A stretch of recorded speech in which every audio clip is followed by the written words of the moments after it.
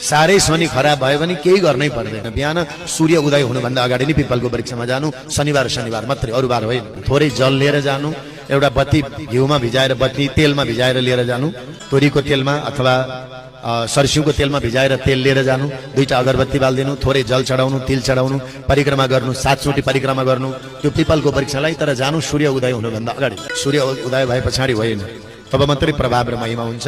7 चोटि परिक्रमा गर्नु, प्रणाम गर्नु, धूपबाती दिनु, एकछिन पिपलाद ऋषिको नाम लिनु, ओम पिपलाद भन्नु, शनिश्चराय नमः भन्नु।